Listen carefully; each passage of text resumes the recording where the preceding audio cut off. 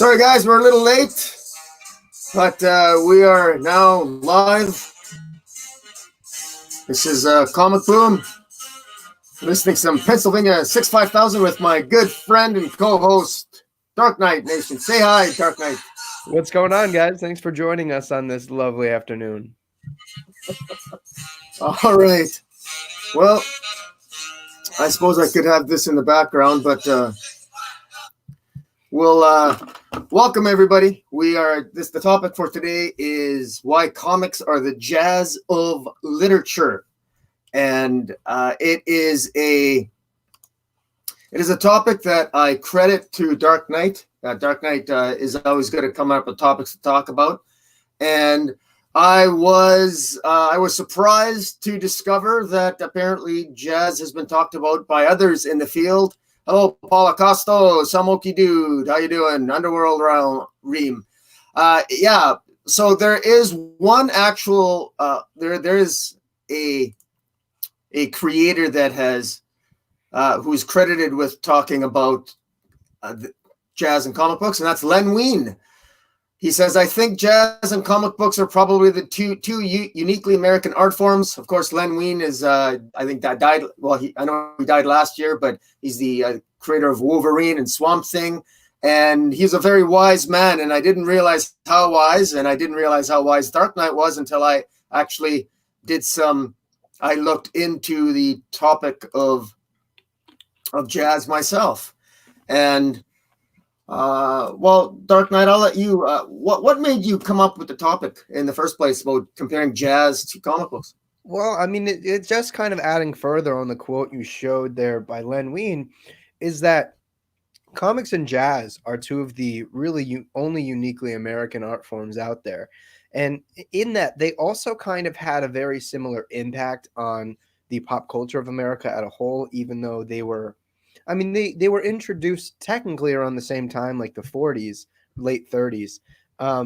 But there are a number of similarities in the way that they both kind of pull from other mediums, other genres of their respective field of art, and bring them all together to create a very, very unique product, kind of charting that new course. You know, you look at comic books and you look at, I think it was the 60s into the 70s when like pop art and pop culture became like a real force in the kind of public sphere. And a lot of it was inspired by like comic book art and things of that nature. And jazz kind of hit the same way for the music industry. And over the course of this discussion, you know, I know we're going to be getting into various subcategories of jazz and how comics kind of pulls in the same nature. But yeah, I mean, they're both very, very special to me. You know, I grew up a musician. I, you know, was telling you last night, like I played music for money before I was old enough to work an actual job. Like that was my kind of career, so to speak, at the time. And as a guitar player, trumpet player, drum player, I am a huge jazz guy. So I just thought that this would be a really interesting topic of conversation, and I knew that you had a great fedora in your closet for an event like this, so why not? Yeah, well, I do actually have some fedoras. I love fedoras. I got a blue. I don't have. I think maybe I got maybe 3 or 4, and I got my Indiana Jones fedora too. They're on display in the other portion of the room. But in it, building on what you said here, I do want to just give a little bit of background, just to tell people about both, just as to build on what you said. Both comic books and jazz, they have origins. Their origins are in the late 19th century. Comic books, you know, there were early comic book forms in the 1860s and 70s, et cetera, et cetera. And jazz originated in the late 19th century as well. The birthplace of jazz is New Orleans. Well, I'm generalizing. It's New Orleans. The birthplace of at least of comic books is really New York City. Jazz combined West African music traditions with European harmonic music, whereas comic books combined, I guess, was a European creative force. So there's the African American community were the foundation of jazz. We have the strong European immigrant community that were the foundation and the origins of comic books, again, in the early 20th century. So their origins were very similar in the timeline of young America and their evolution. And you hinted at it when you talked about the 60s and 70s. It's really something where it's actually quite very interesting when you track the history of it. Just a quick note, F. Scott Fitzgerald coined the term the Jazz Age in 1922. And so he's credited with that. And of course, we got the father of jazz is probably, I mean, we were talking about that. We were thinking maybe it was Miles Davis, or I asked you, and maybe the father of comic books could be considered Stan Lee, or at least one of them anyway, Stanley Lieberwitz. Yeah, yeah. I mean, if we're looking at like who would be like iconic faces, you know, I think for comic books, it is mostly because of Stan Lee's ability to create the persona of Stan Lee that separated, you know, that from the man Stanley Lieberman. And so I think that's really what gives him that. And, you know, we were talking too. I think it's a little bit harder to pin it down on jazz because you have guys like, you know, John Coltrane and Miles Davis and Louis Armstrong, who were all very prominent figures in jazz, who are also, I think, at least by name, pretty well known. So it was an interesting kind of position or a claim to find.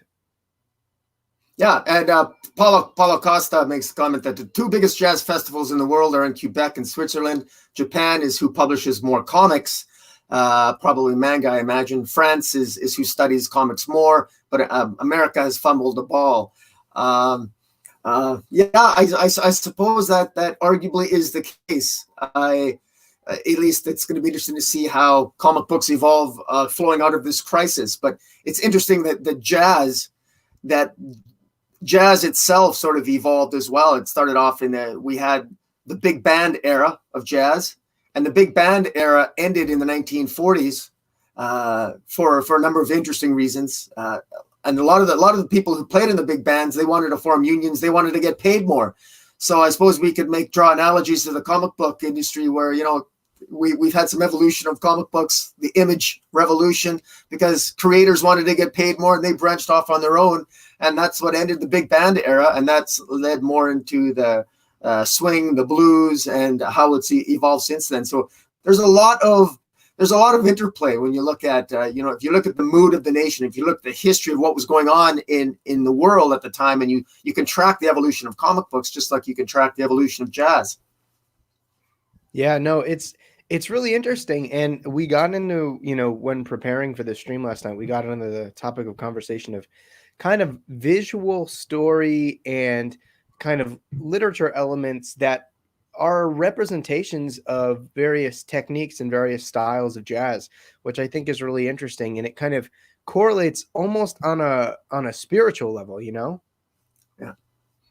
Yeah, no, it really does. And, you know, we were talking last night and just sort of in prepping for this, and I just want to mention a couple things. And I should say that some Okie dude has wanted to ask you a question. You know, what do you play, Dark Knight? What instrument do you play?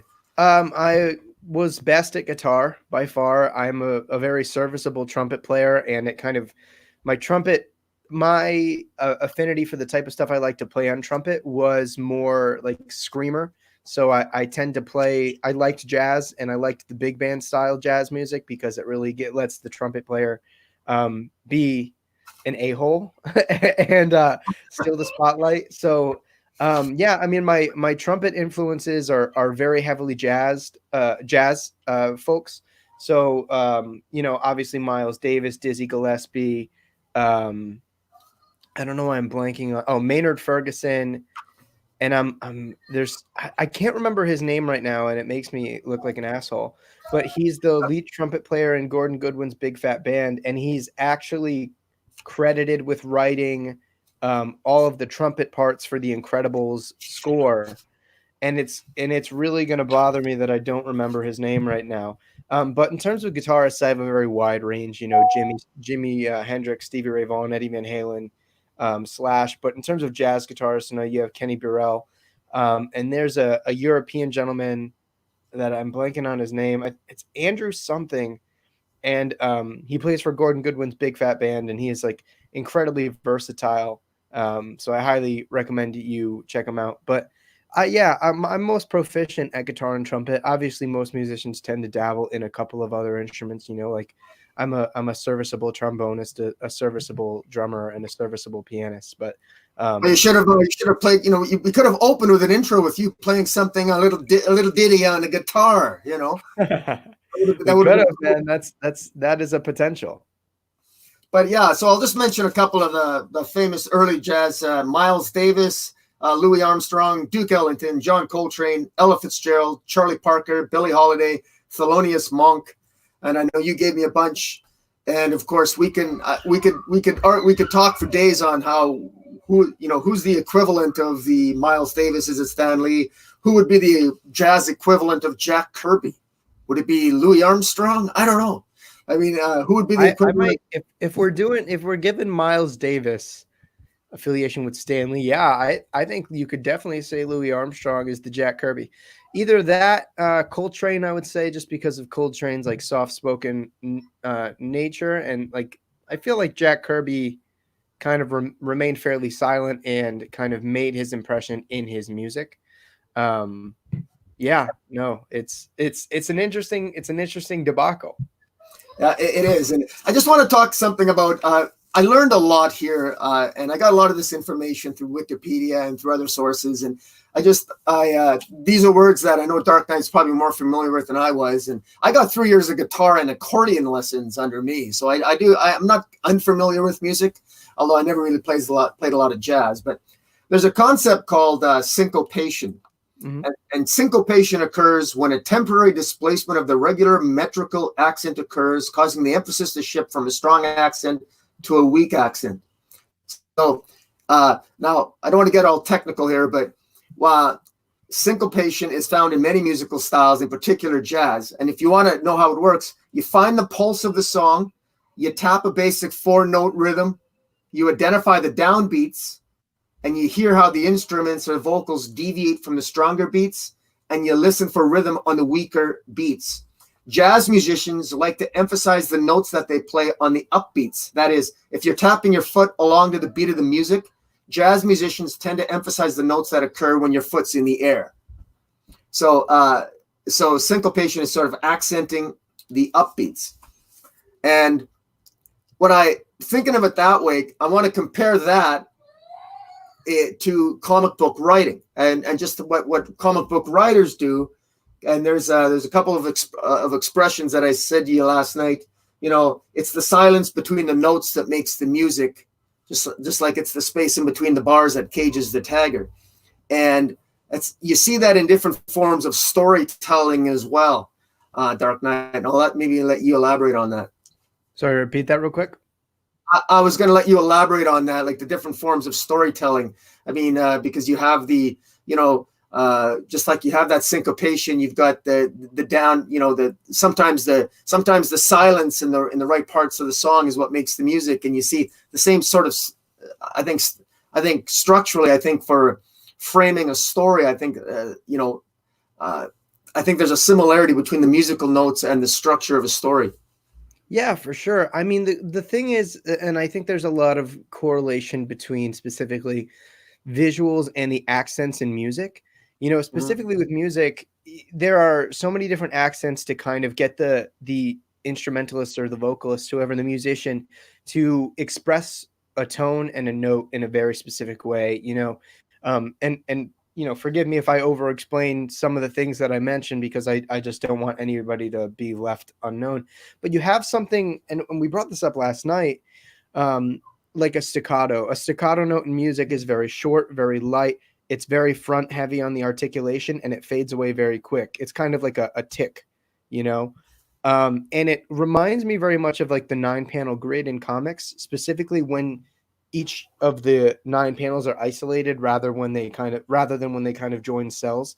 But to me, those really evoke that very staccato feel, and that it's very quick, it's very brief, and it's very timely. And in a 9-panel grid, you have something like that where it's showing very individual movements. It's not often that when you're showing scenes that are, or at least when done right, you're showing scenes that are in the grid, that it's going to be something where you're skipping minutes in between. You can show very individual movements, something as simple as a head turn, something as simple as somebody closing their eyes, something as simple as the change of expression with their mouth. And it very much reminds me in that way of a staccato, because it's very brief, it's very articulate, and it is very revealing of a lot of things, not only in the tone, but the brevity in and of itself sets its own tone, which is really, really interesting for me. And it allows kind of this isolation to the note and correlating the note to the panel, where you can really sit on it and you can really kind of marinate in it, which I think is really, really interesting. And there's a number of different things. I correlate panel layouts. We were talking specifically about how you were saying, music takes place in between silences, and you specifically mentioned something about framing. And if you look at the layout of a page and the way that a comic book artist is putting panels within one another, changing their shapes, changing the distance between them, changing the overlap, like I have an example of a Greg Capullo Batman page here that I'm very fond of.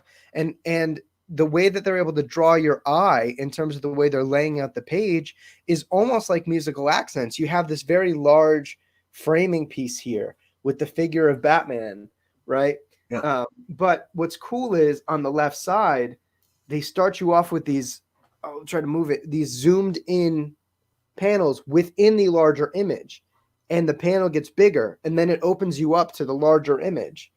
You know what I mean? And it very much reminds me, this in and of itself almost feels like staccato accent, where it opens up the volume, it opens up the scenery visually. And then you get this wide shot of Gordon that's almost like a legato, and legato in music is kind of a longer, softer, less articulated, more slurred kind of accent. So yeah, I think there are a lot of really interesting correlations, and like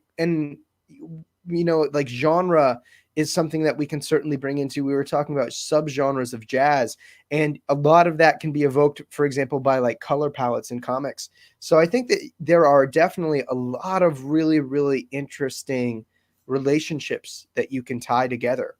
Yeah, I mean, framing theory is something that in mass media it's talked about quite a bit. I mean, how you frame a story, you can focus. You and I could both tell the same story, but we could tell it from a perspective of different characters, or we could play the same song with different instruments, with different pauses, with different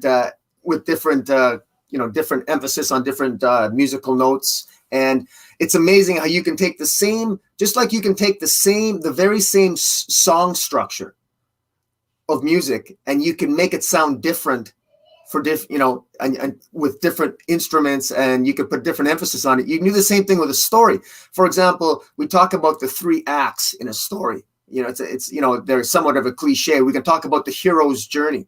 Isn't it amazing that that same structure for a story, you can have an infinite number of stories and still constantly entertain people, and you could have that same structure, that same set of those 3 acts, and still have high levels of entertainment and tell a unique story, i.e. a new song, yet still playing with that same set of notes. And that's really what jazz is. I mean, jazz is, because I downloaded about, I really appreciated it last night after our talk. I mean, I downloaded about 25 jazz songs, and to go from, for example, listening to the classic Nat King Cole singing Unforgettable, and then, generations later, hearing it as a duet with his daughter, Natalie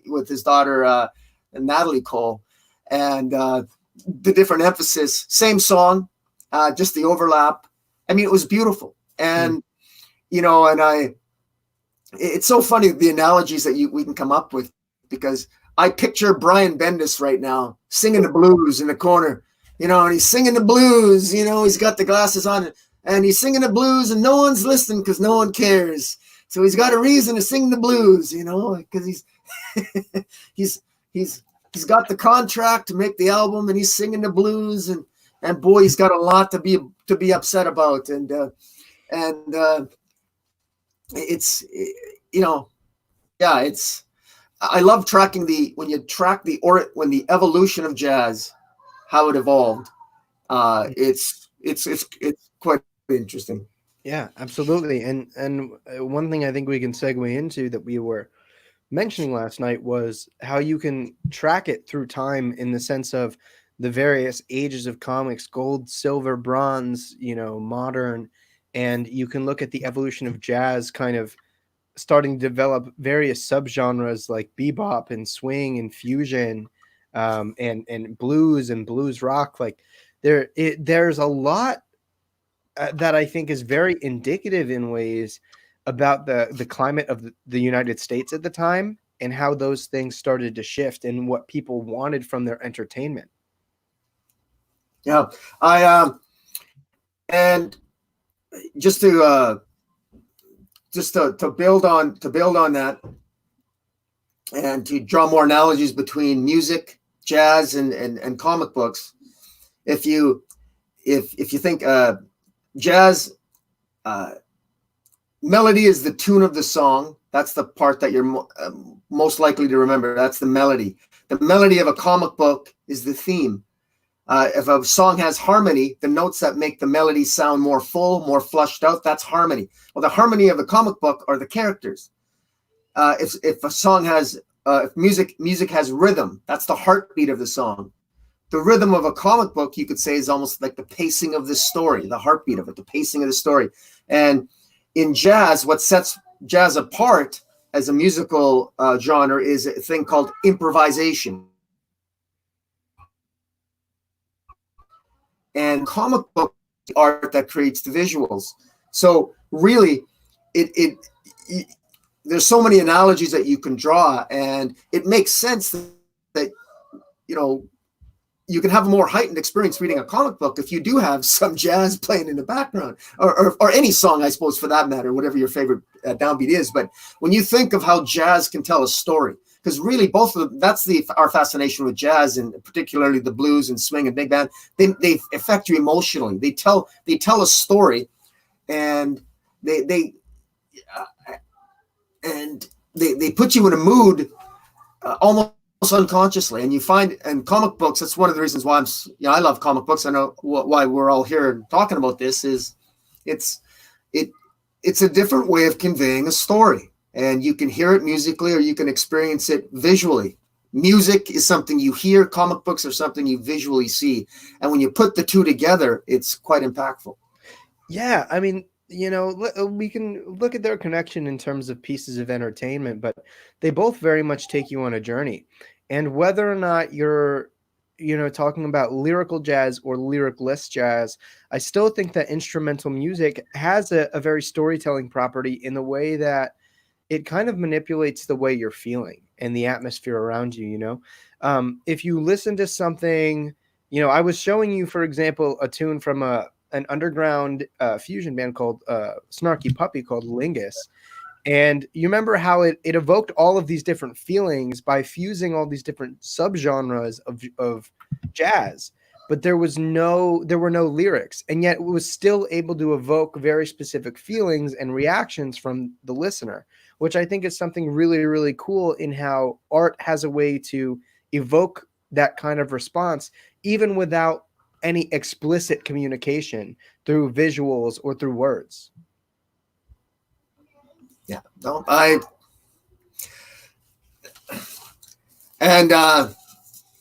in terms of evoking a response, when I was looking through, I thought, Peanuts is something that came out in 1950, Charles Schultz. And when I think of the Peanuts song, it's easy to imagine an upbeat jazz song. I thought of Peanuts, and I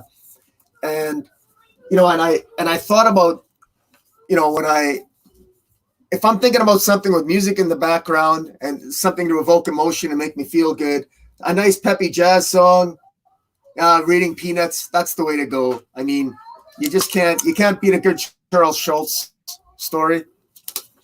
And then I'm thinking about Criminal, a good crime noir by Ed Brubaker.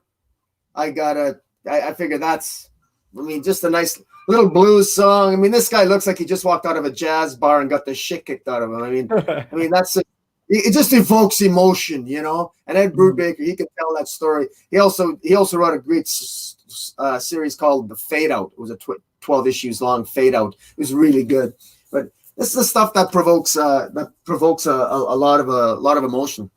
And I was gonna ask you. We talked about it last night. When you, do you have any comic books that evoke any sort of that are reminiscent of jazz for you?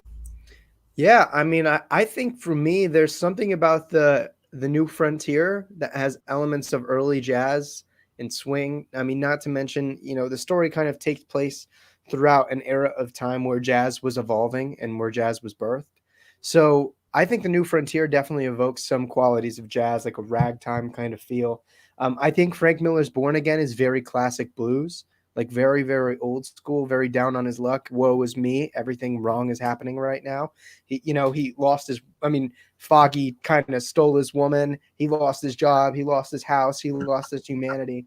So it's very evocative of kind of really, really old school blues themes.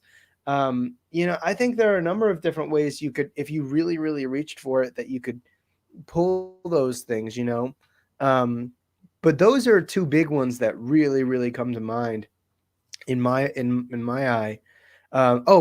Another big one, and it's not just because the word blue is in the name, but Spider-Man Blue is very evocative. I think both in the art, both in Tim Sale's artistic style in there, that obviously the color palette, but the nature of the story and how it relates to kind of trauma and sadness and coping with those things.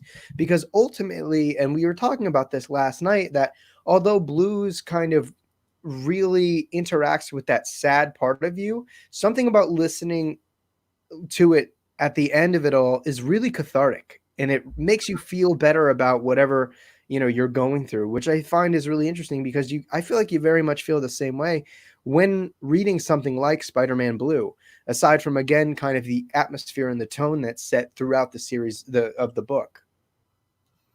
Yeah, no, Daredevil's an excellent example, because that guy's been happy, he's been sad, he covers it, and he's right in the heart of New York City, right in Hell's Kitchen, and arguably, I don't know my New York City particularly well. I've only been there once, and that was with you. But I think of Hell's Kitchen. I imagine there was probably the birthplace of jazz. Maybe it wasn't Hell's Kitchen. I don't know. I don't know what part of New York City. It was probably was it in the Bronx? Was there a specific part of New York City where jazz was more prominent? I mean, a lot of it is like that more uptown atmosphere. A lot of these small dive bars. There's a really great, and we'll have to go there next time we're in the city, whenever all this craziness is over. But there's a really, really excellent tiny like live jazz dive bar. Not really a dive bar, but it's in Harlem, up on 125th, and it's this really tiny hole in the wall, probably about 40 feet long. But they're really well known because they had a bunch of huge old school jazz artists back before they were big, and it's so incredible when you go into places like that, and you can go to really upscale kind of jazz clubs, but like what's interesting is they very much evoke a very similar atmosphere in a way, just different in their aesthetics. But yeah, I think Hell's Kitchen has had a very, very large jazz influence. Harlem definitely has a very large jazz influence. And yeah, I think from what I know, those are probably two of the bigger areas in the city that are known for jazz music. Yeah. And it's the power of jazz, the power of comic books, in reaches its apex in arguably the big band era. The big band music is, I draw an analogy to the big event, to the comic book big event. You know, with the big band, you've got more than one. You've got multiple instruments, multiple writers. You've got crossovers of different style forms of music, all forming this big band. And with the comic book big event, you've got the same thing. And you've got multiple writers. You got all kinds of crossovers, and you ultimately end up with mixed results. And it's interesting because you take multiple forms of you take all these different types of storytellers, and you're getting all of them to tell a different perspective of a story in a big event. And the best events are the ones where, and I'm going to use one that a song / big event that I love. I really love Civil War. I love Marvel Civil War because I thought it had a common theme, or I guess you could say a common rhythm. It had a rhythm to it that I liked. That theme of Civil War was something that everybody could relate to. All the individual musicians of Civil War could tell their own song, and they could really relate to it. And all the individual stories created a beautiful symphony, a beautiful jazz orchestra, a big band. That was the big event. That's how it worked for me. So I love Civil War because it felt coherent to me. I didn't feel the characters were that out of character. I actually quite enjoyed it, and it inspired great music. It inspired great individual music. It was this beautiful orchestra, this big band, and all the individual musicians. I could enjoy their stories, their individual songs as well, because it all played part of some larger whole, and the harmony and the rhythm and everything just came together so well. And for a big event, if I was to say my favorite big event song for comic books would be Civil War. What would be yours? Oh, geez. It's a tough one, don't you? I figured I could answer this for you. I thought for sure you were going to say this one. What? It's more of a storyline that I know you love. What? Court of Owls. I mean, yeah. I definitely wouldn't call it an event. I think that it was Scott Snyder's Batman at its best, and it was selling really well. So DC was like, everybody put the words Court of Owls on your books so that they'll sell, and they made everybody kind of follow suit. I don't know. I'm not a big event guy. I think they have their purpose, but it's really tough for me to kind of have that relationship.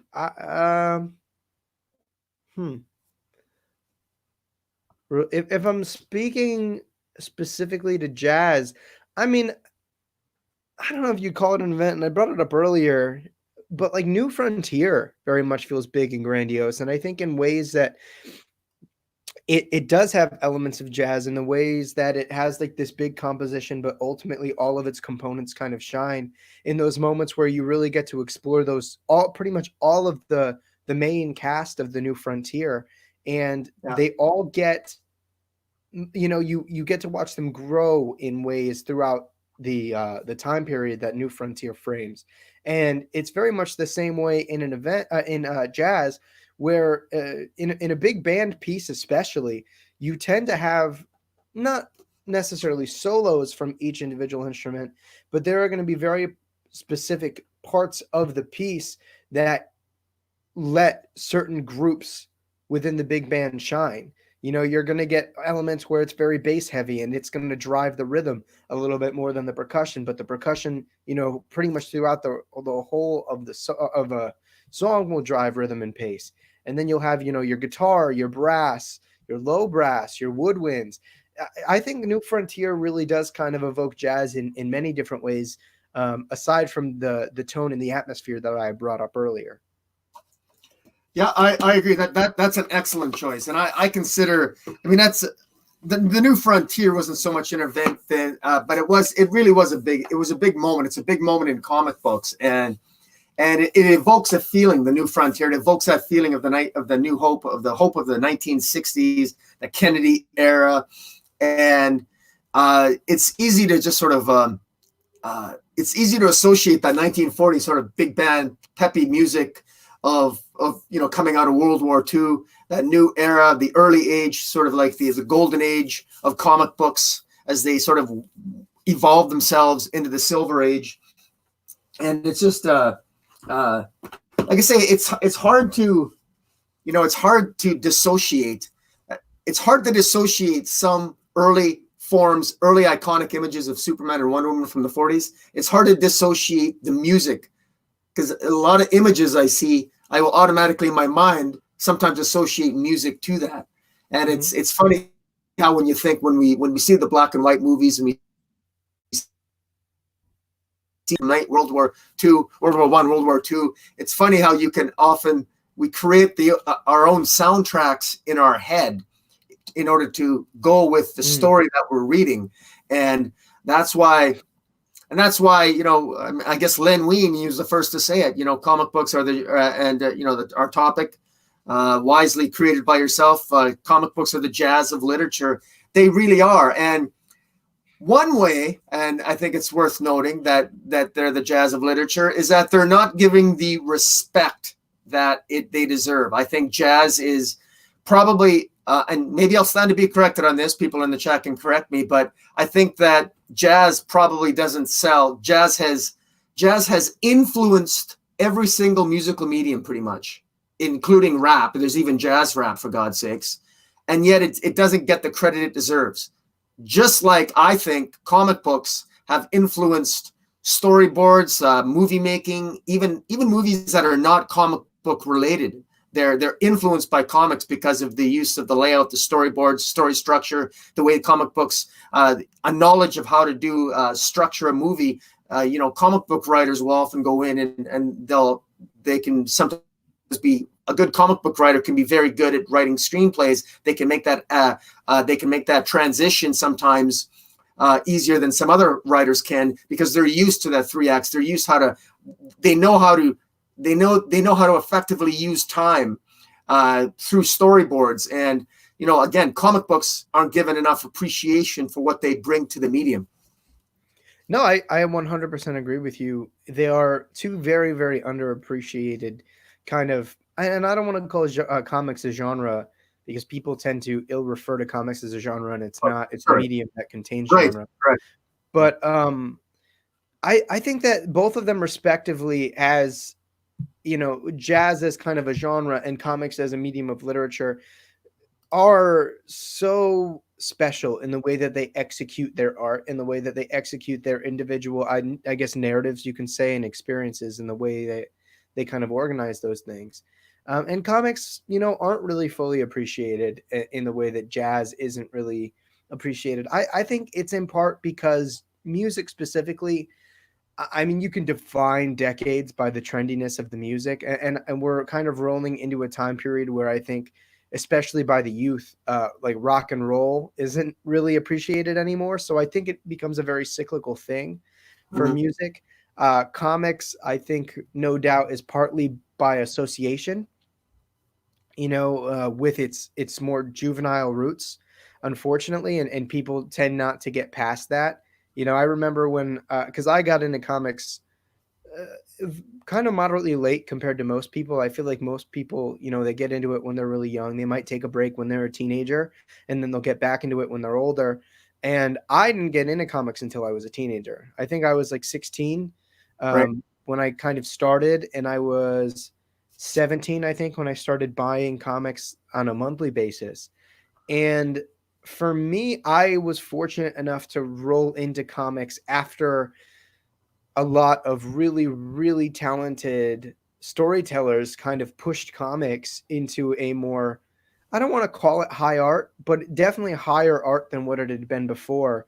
And it really showed off the capability of comics as a medium to be as effective as cinema, or to be as effective as prose to tell a story and to kind of wrap together a really tight narrative.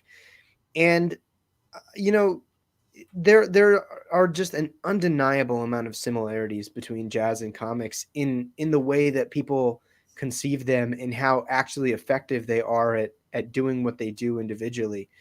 Jazz, and it's interesting that comics, I don't think, get the credit, but I think most musicians at least realize that being a good jazz artist is probably one of the most difficult things to do, just because of the amount of creativity and technical skill that it takes.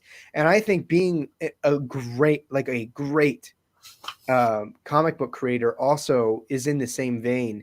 I think that there are a lot of stories that you can look at that are great, but really looking at creators who are just consistent and excellent and well regarded both as an artist or as a writer in comics are very much the same way. I for example, I'll give my example. Scott Snyder's written some of my favorite stuff ever. As of this point in time, do I think he's going to go down as an all-time great comic book writer? As of now, no. I would say no. I'm never going to look at him like I look at Jeff Johns or Alan Moore or anybody, in that kind of standard.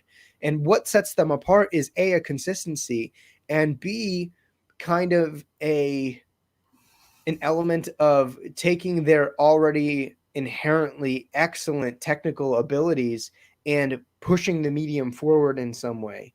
Mm-hmm. And they're, how they do it is hearsay. There's a number of different ways, but I think jazz very much has those same components. I do. Did you put down Morrison?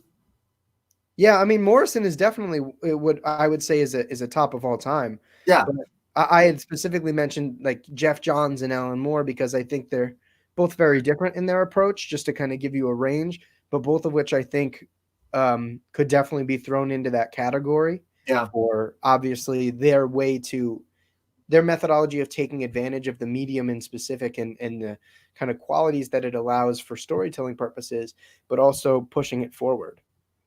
And I would just say that I know Jeff Johns has stated more than once that Grant Morrison is his favorite writer. And just like you have a lot of peak jazz musicians, they often, they credit each other, they prop each other up. The jazz community is a very insular community in a sense that they strongly support each other.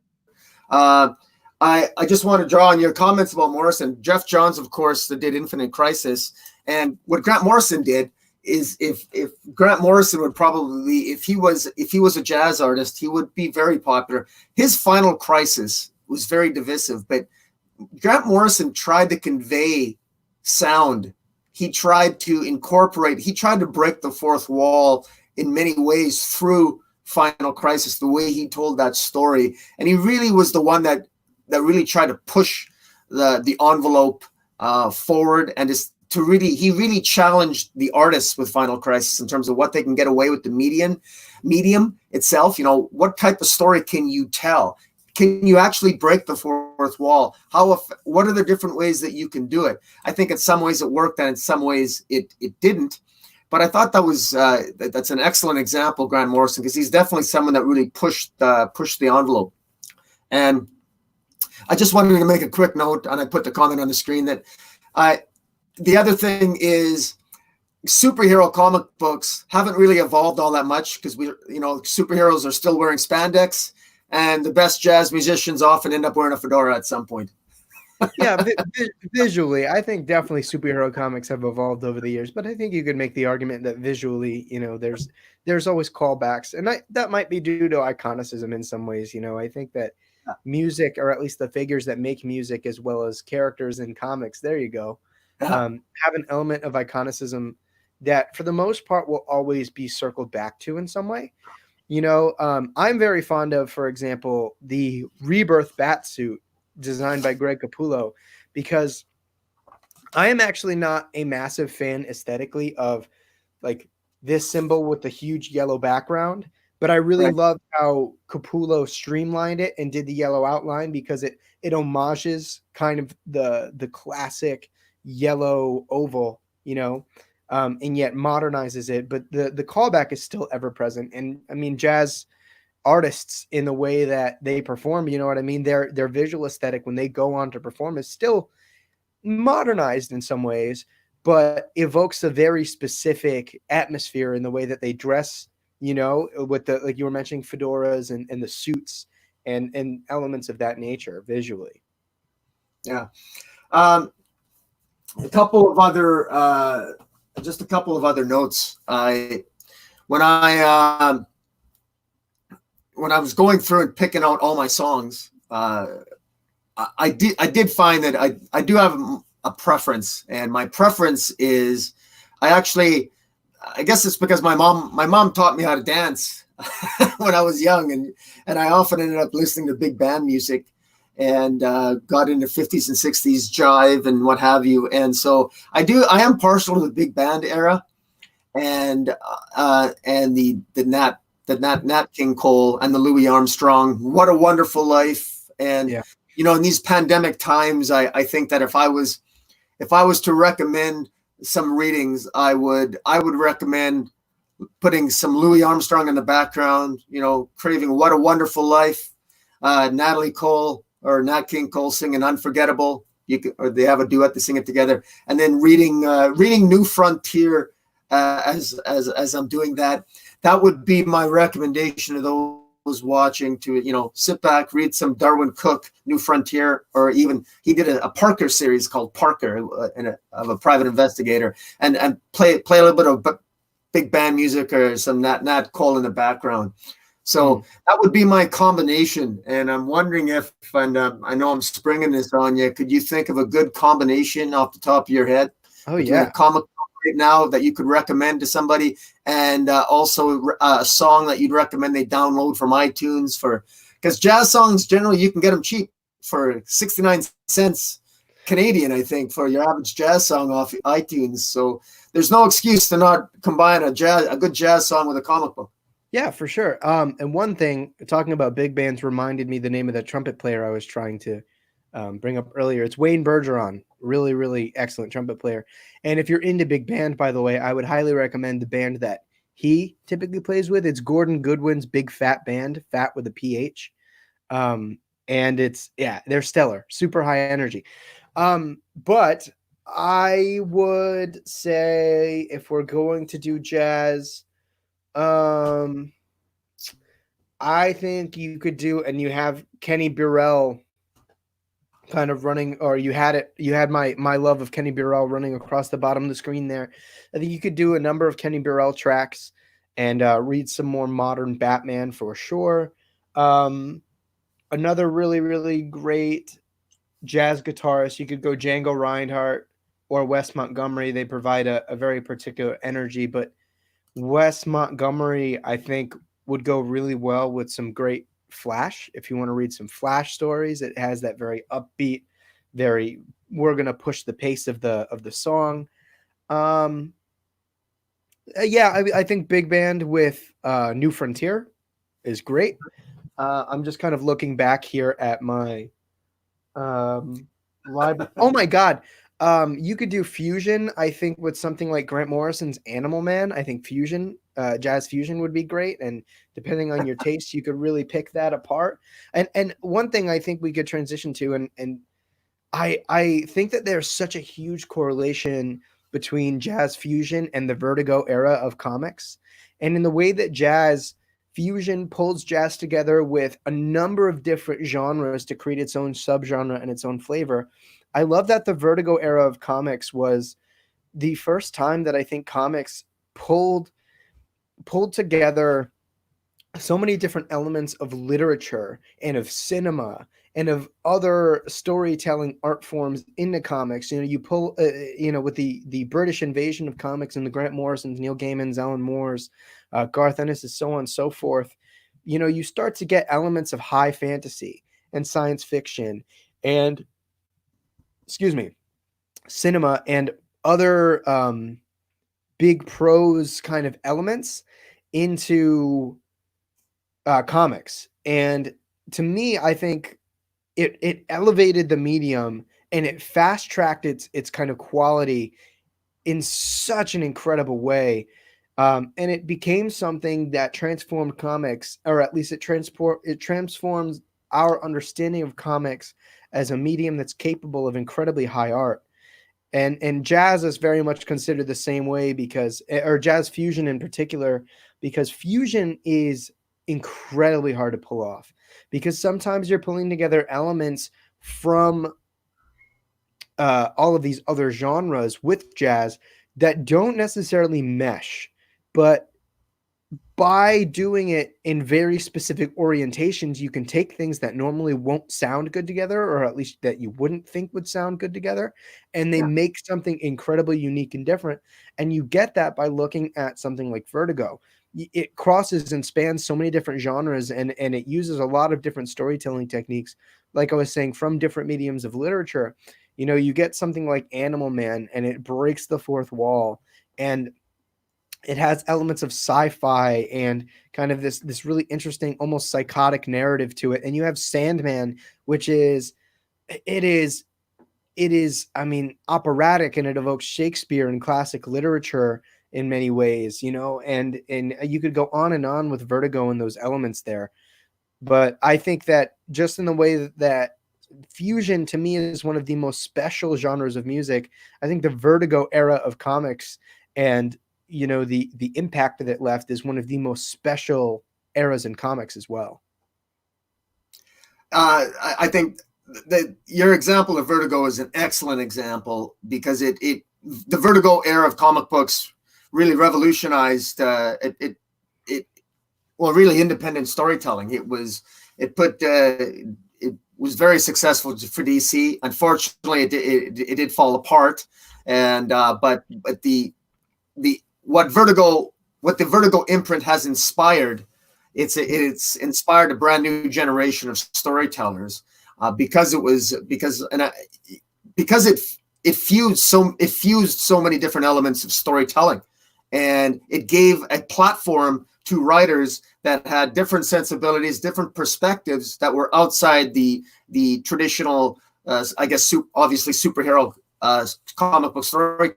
But it was still, you know, it took the harmony and the rhythm and the story beats, and it put them into different scenarios and different story elements, and it combined them in such a way, and for the most part it worked. And I mean, we wouldn't have Sandman if not for that. And I want to give a shout out to Samoki Dude.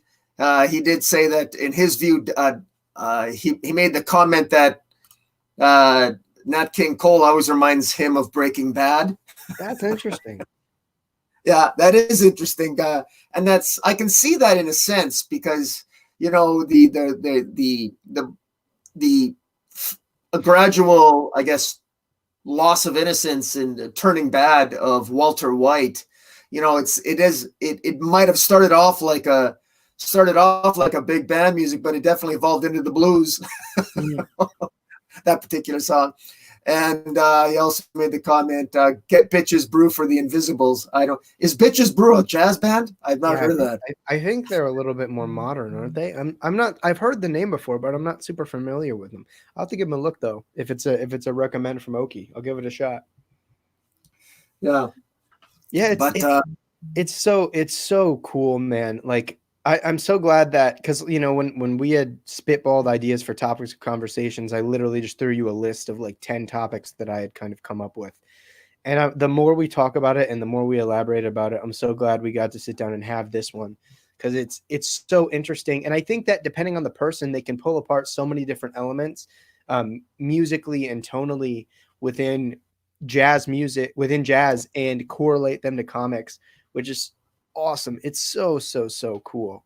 And if not, excuse me, just to give light to the folks out there that might not listen to jazz, to maybe go listen to some jazz, because it's a criminally underrated genre of music. Yeah, agreed. And I just want to give a hi Tevya, how's it going, bud? I'm a member of the Fortress of Attitude with Tevya, and we're big fans of Jonathan Kent. And we're very angry at Bendis for de-aging him, or pardon me, aging him up. In any event, he says that Tomasi's Superman is like jazz. I would be more specific, Tevya, and I think if ever there was, What a Wonderful World, that song, when I think of Tomasi and Gleason and the classic Lois and Clark on that coming out of Convergence, and they're living in Hamilton County, outside 300 miles southeast of Metropolis, and they're living together, and they're trying to hide away from the world because the new 52 Superman are still around, and they're raising their young son Jonathan Kent, and it's a wonderful world, and then along comes this menace called Bendis, and all of a sudden it's the blues. Yeah, no, I mean, Okie Dude here, he mentions that Bitches Brew is a Miles Davis album. Is that when he broke into bebop later? Is that a later album? Because I listened to Miles Davis, and I would also agree with you that Kind of Blue is Miles Davis's best album. It's my favorite album of his. I definitely think that for Tomasi Superman, there is something, and I think it's a very Superman thing in general, just based off of the evocation of the John Williams score of Superman. But Superman always reminds me of trumpets. There's something that is very, very trumpet-like about Superman. So I would definitely say there are elements of like Miles Davis in Superman. There are some Maynard Ferguson kind of vibes in there when he goes and he does these really paramount things to save people, just in the way that Maynard Ferguson kind of defies the bounds of trumpet players and how high he's willing to go in terms of volume and pitch. It's really, really nuts. I'm trying to think of something that really, really, really reminds me of Tomasi Superman, and I hope I get back to it before the end of this conversation, but I could definitely get some elements of jazz in there for sure. Yeah. He made someone said that there's a scene where Walter goes full Godfather. There's a Nat King Cole song playing while it's happening. So, and he alludes to a pretty good, I guess some obvious facts that jazz music is often in the background in a lot of the best movies and the best TV shows. And it might not be the top selling. It might not necessarily sell the most songs off iTunes, or I was going to say the most CDs, but I'm dating myself. But it's definitely, it's something that's. When I was a kid, CDs were still very much a thing. So you're not totally alone. It's not that doesn't date you that bad. No, I realize that. I remember being in when I was 17 years old. I was in 1980. It was 1986. I went to Europe on a European tour, and I remember seeing the German Autobahn for the first time, and I was our tour guide. Her boyfriend was following behind the tour bus in his brand new sports car on the German Autobahn, and my friend and I asked her if we could travel with her boyfriend, and she asked him, and he let us drive in his car, and he had something brand new at the time. He actually had a CD player in his sports car, and we'd never seen that before. And here we are driving. It's 1986. We're driving down the Autobahn at about 160 miles an hour. That's awesome. Listening to it's just great stuff. We never listened to any jazz that I recall, but we listened to a lot of music. That's really cool. That's a great story. But we're coming on an hour here, and I think that's a nice wrap up. I think for our topic of jazz and comic books. Is there anything else that you'd want to say about jazz and the interplay between jazz and comic books, Dark Knight? I mean, I think we hit it all. And if I were to say anything else, it would be borderline on me blabbering per usual. So I'm going to be cognizant of that. And I think I think that we've said what we need to say. And I think that if this says anything, if anybody's watching this that's not reading comics, go read comics. And if there's anybody that's watching this that doesn't listen to jazz, go listen to jazz. Yeah, for sure. And I want to give a shout out to my favorite books for again, I would read Criminal, Dark Knight Returns. I would read some Charles Schultz Peanuts and Infinite Crisis for a Big Event, and put on some big, some epic, some jazz fusion there with a little bit of rap. reading Infinite Crisis. You definitely want to go Jazz Fusion if you're reading Final Crisis with Grant Morrison. And then if you're going to go big band, I would say the New Frontier as well. Those to me just cry out things. There's also, I have this I have this collection here, Tales from the Crypt. If you got any, this is like 1940 stuff, pre-Seduction of the Innocent, or these are the comic books that Frederick Wertham hated amongst many, which because they were like, you know, crime comics, what have you.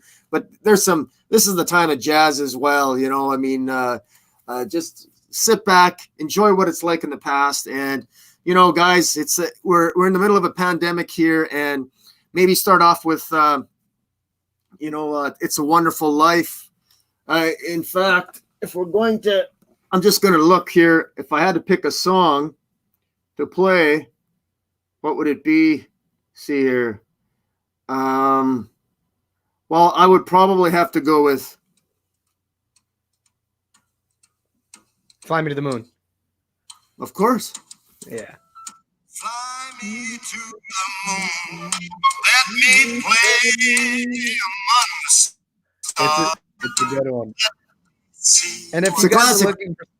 If you guys are looking for some really good reading recommendations, I would highly advise you check out a stream that Comic Boom and I did a couple weeks ago on Comics in Quarantine recommended reading.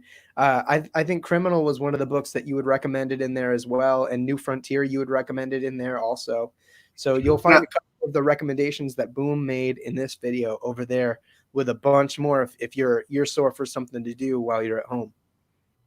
Yes, and Paul Acosta says Mike Grell's John Sable Freelance is something that works great with jazz soundtrack, especially the more melancholic moments. Paulo, that is such an awesome reference. I still have my John Sable Freelance series. I got every issue, if you can believe that. They're in storage though. But yeah, that's a great series. That's a really good. That's a good recommendation. Good call. But guys, thank you so much for tuning in. Again, we'll go out here. I'm gonna go.